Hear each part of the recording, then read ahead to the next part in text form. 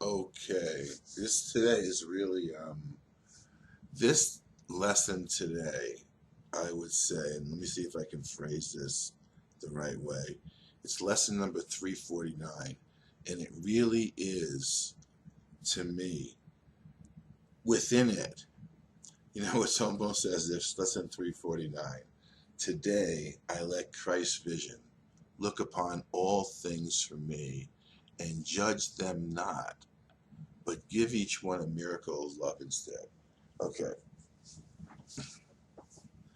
See, for me, this has been the process of utilizing A Course in Miracles. Each one of these, they're not concepts to me. Each one of these things is a doorway, is a key, is a door. Let's put it that way. Jesus is offering me the door. Knock and ye shall enter. When I begin to look at these things as doorways into an experience rather than concepts, okay, my mind opens up and Christ's vision takes the place of the concept and replaces it with an action of, I don't know how to say this so you'll understand it, an action wherein which my mind and my heart unite in a certainty of truth, because the experience is recognizable and is in alignment with my soul and the will of God. Okay, if that makes any sense. Okay, so I approach this today. I let Christ's vision look upon all things for me and judge them not, but give each one a miracle of love and say. So I would liberate all things. If I want to be free, I would have to allow all things to be free as well. To the ego, that's chaos. Simply because the ego is a system of thought wherein which all parts are separate and disparate. So within that system of thought, every part would have the ability to think in the exact opposite way and would be using the way that's going on to continue to exist in opposition, and there would be no harmony. To the ego, that's what chaos is. Freedom to the ego, as Jesus taught and experienced, is what chaos is to the ego, because it utilizes images within space and time that are all based on limitation and separation to try to teach you a principle that's not of the world and therefore totally not understandable to the ego as the image maker that we utilize when we identify our mind with that idea that reinforces itself through this projected imagery that we perceive as around us, outside of us, within us in little pieces that prove the point that it's trying to make so that it can occupy your time and space with the need to appease and work with it, when it's a complete lie in relationship to who you are in creation. Okay, so now you have to learn that there is something in you that knows of the totality of that lie,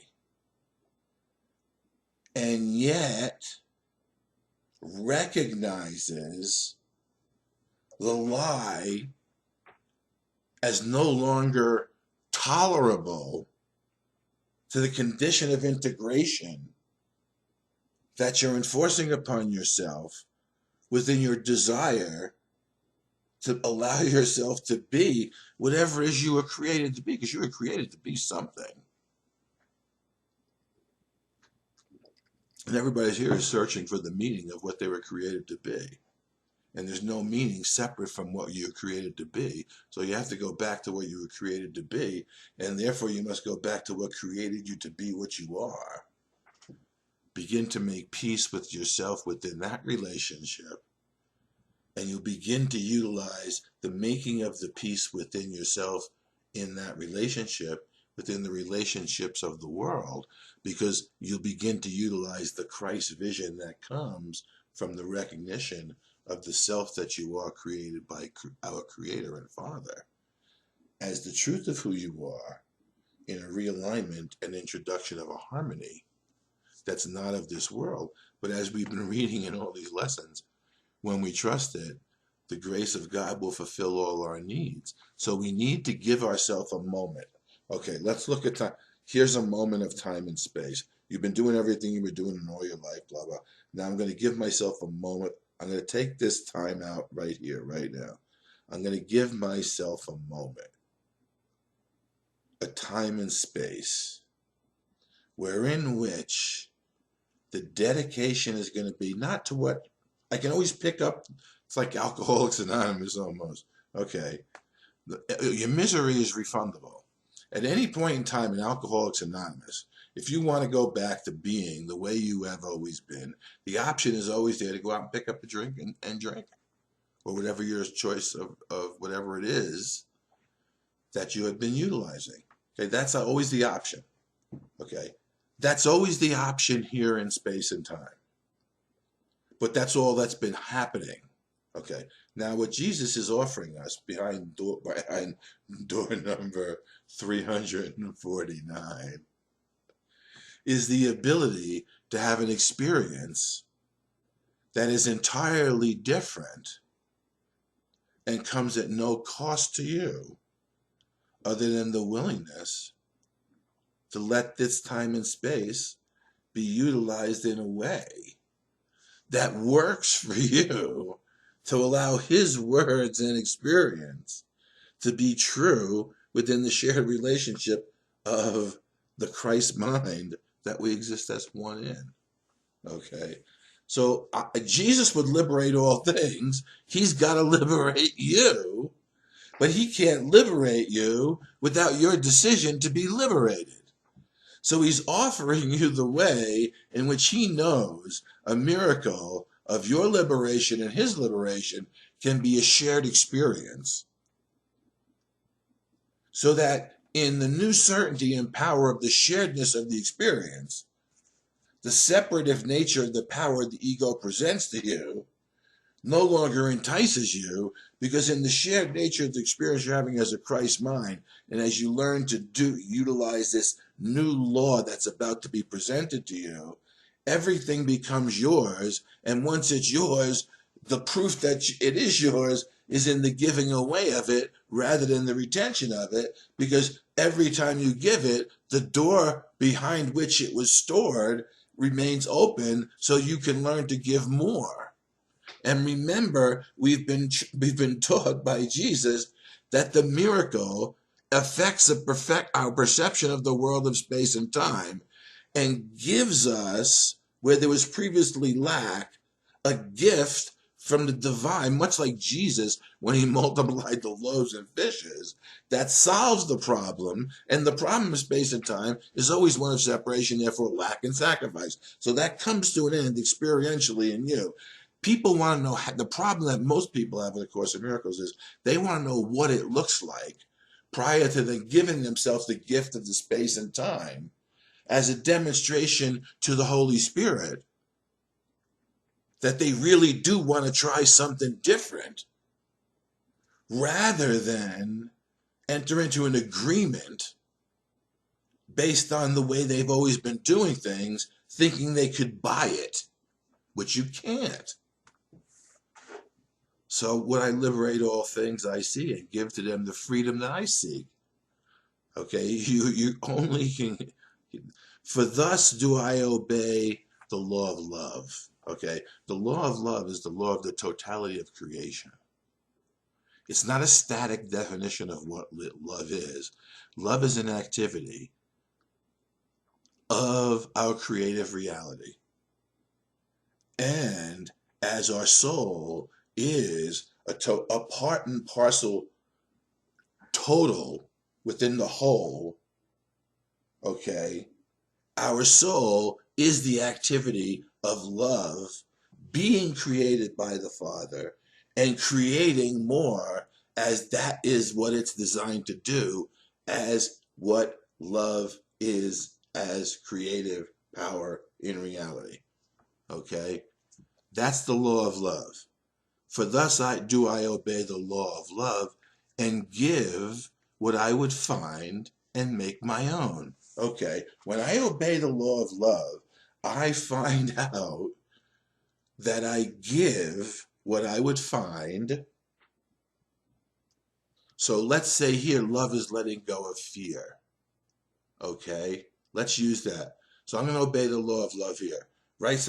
I'm going to let go of the fear of not having love, or the fear of love not being enough, in the face of the question being asked to me by a form association that doesn't know what it needs because it doesn't know what it is. So whatever it's asking for must be contained within what love is, since love is everything, and what's asking the question is likewise included in that.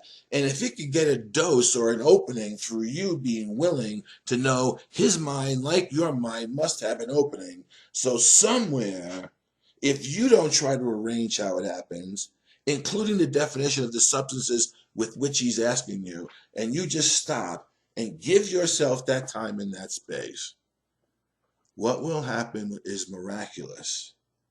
It will demonstrate to you what you have as love and the abundance of love. And you will so enjoy the abundance of love in the simplicity of it being the answer, that you'll begin to utilize this law in all of your doings, so that the operating principle is the law of love, and everything becomes malleable, because space and time isn't, no matter how hard or substantial, space and time is not that, yet love is substantial and so available and malleable, it can be utilized in any situation, because it is the power of the unification that denies the separation exists in the situation, which produces a currency of energy that brings into play the universe in its possibilities from outside of the limitation of space and time,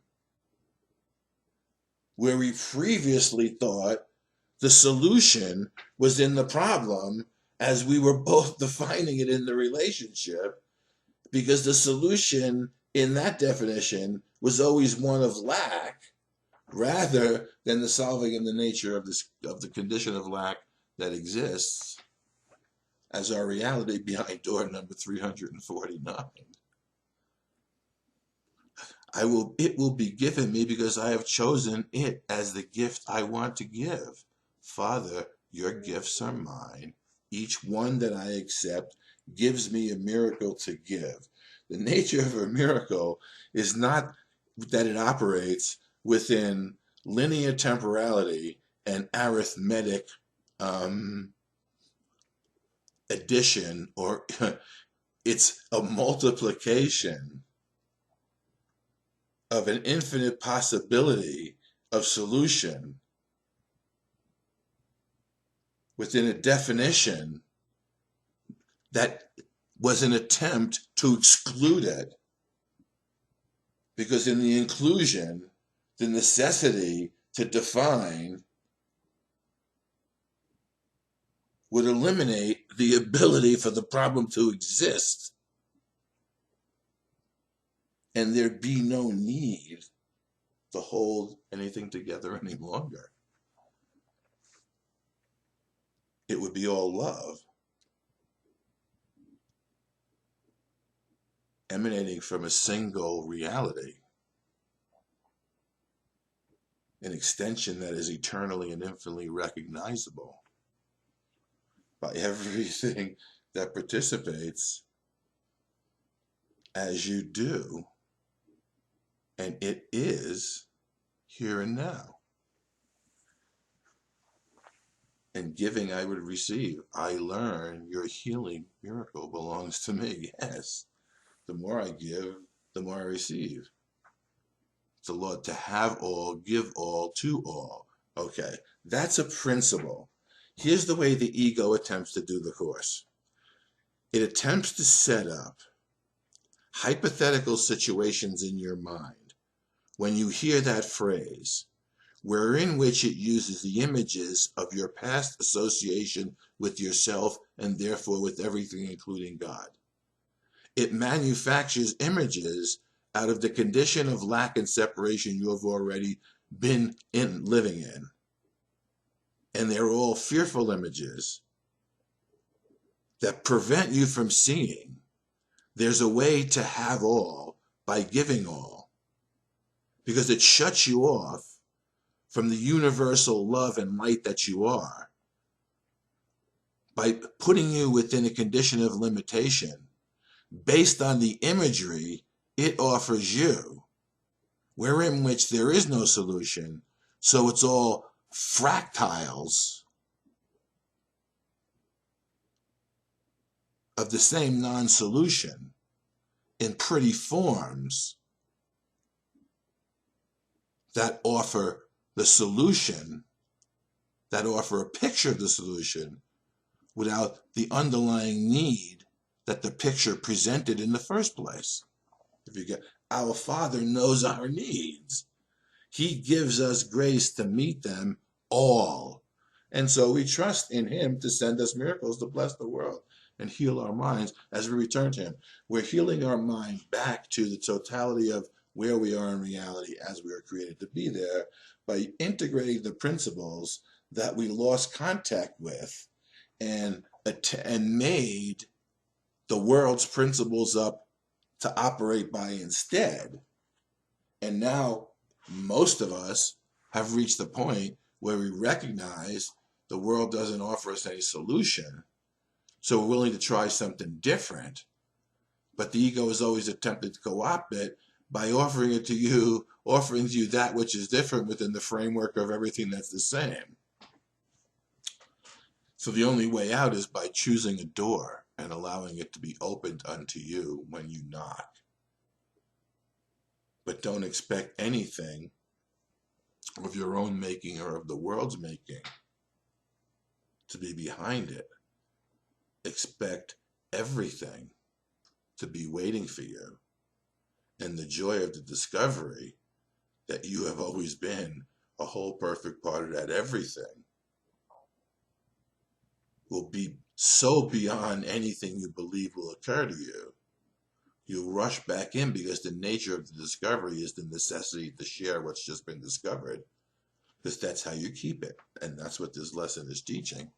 That's how Christ's vision looks upon all things, and how the activity that you utilize in the world of space and time can be based on what you see in the vision that Christ offers you.